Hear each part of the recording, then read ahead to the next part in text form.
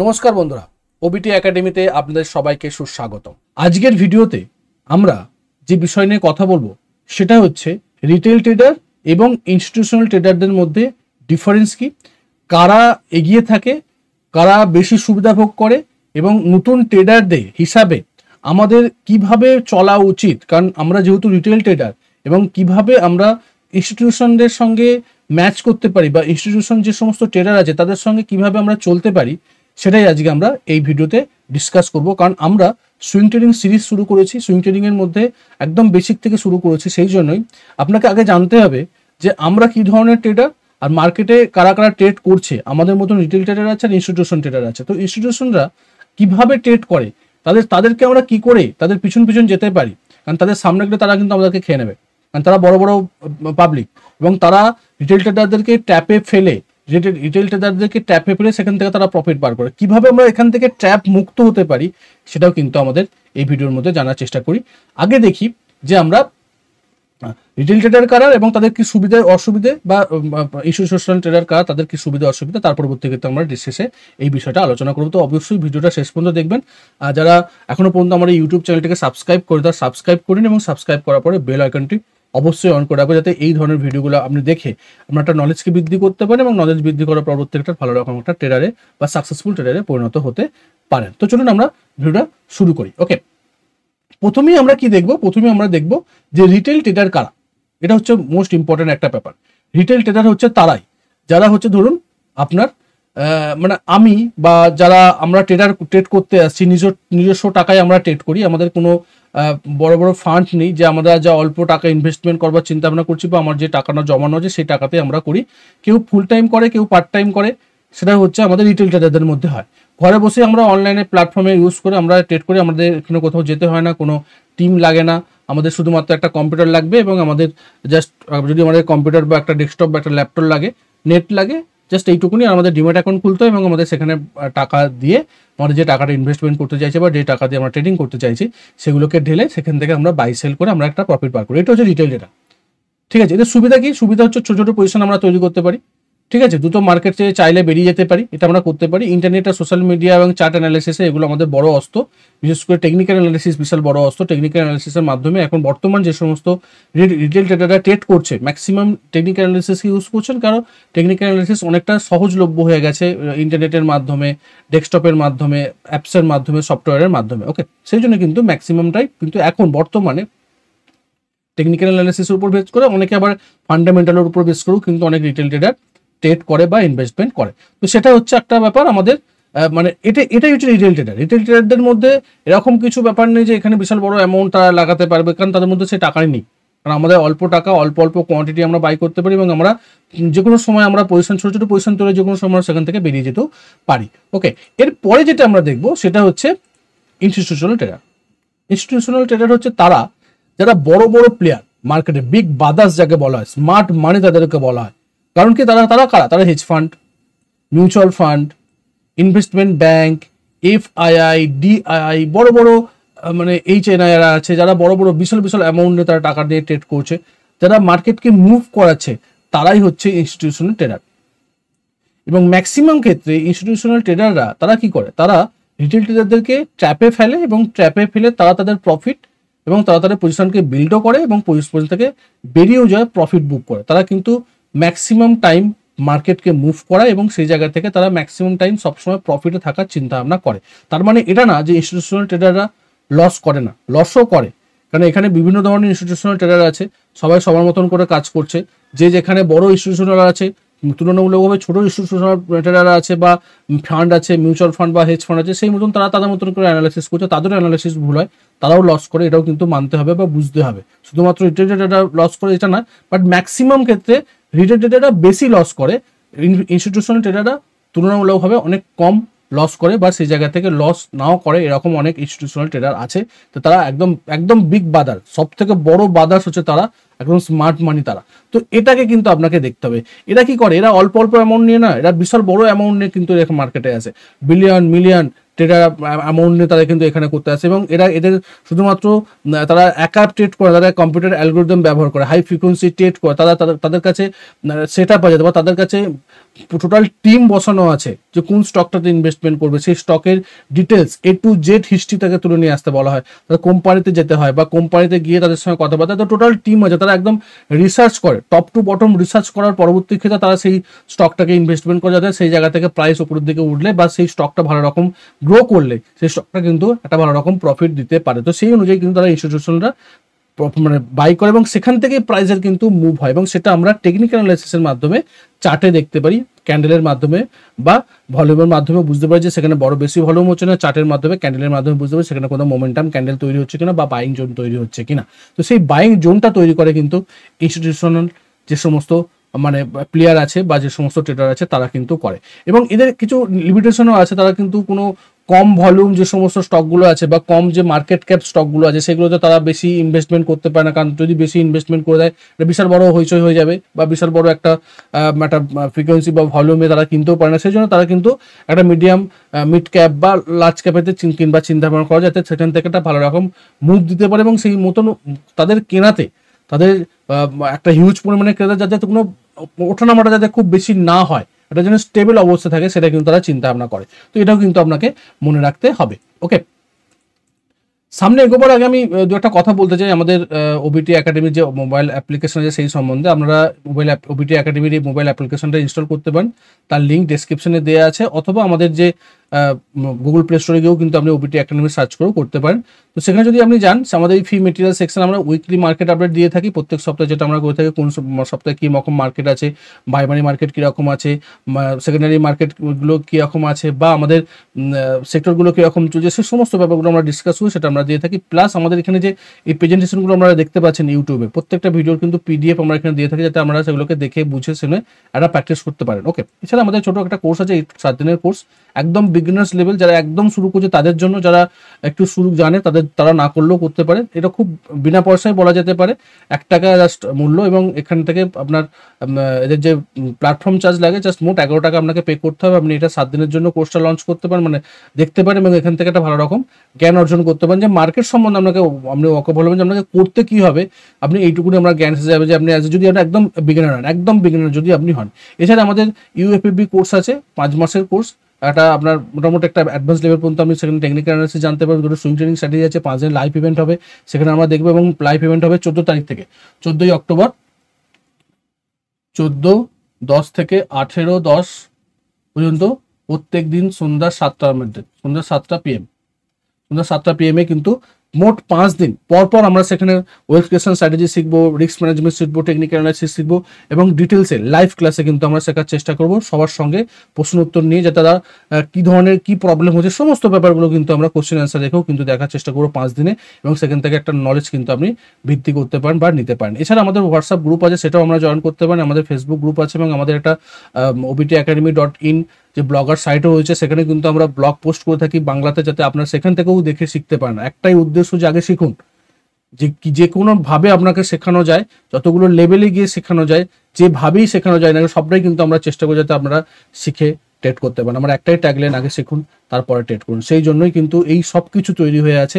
সর্বশেষ আমি একটা কথাই বলবো যে এখানে কোথাও কোনো জায়গাতে কিন্তু আমরা কজ এবং টিপস বা রেকমেন্ডেশন দিই না, কোনো স্টকের নাম নিয়ে আমরা কোনো বাই সেলের অর্ডারও দিই না যে আমরা এখানে বাই করুন, এখানে সেল করুন। সম্পূর্ণ দাঁড়িয়ে আছে এটা লার্নিংয়ের উপরে। যদি আপনি সিরিয়াস লার্নার হন, শিখে ট্রেড করবার চিন্তা করেন, তাহলে আসুন। এই আশা নিয়ে আসবেন না যে স্যার আমাকে কিছু রেকমেন্ড করবো, আমি এখান থেকে একটা বিশাল কিছু প্রফিট বার করে নেবো 2-4টে স্টক নিয়ে, এটা কিন্তু আমি করি না।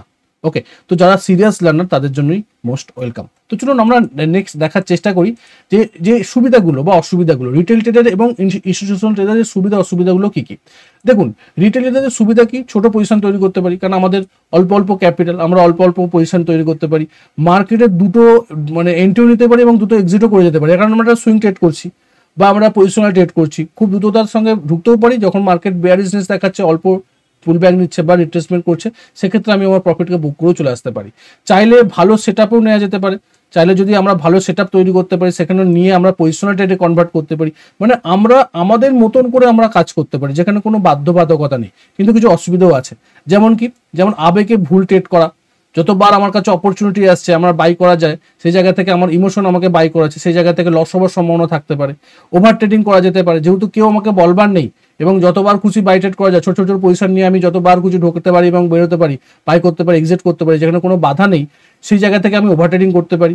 সঠিক রিস্ক ম্যানেজমেন্ট রাখা, যে বারবার ধরে যখন এন্ট্রি করছি এক্সিট করছি, সেই সময় কিন্তু আমরা যদি রিস্ক ম্যানেজমেন্ট যদি না করি, তাহলে আমাদের কিন্তু একটা হিউজ পরিমাণ লস হওয়ার সম্ভাবনা থাকতে পারে।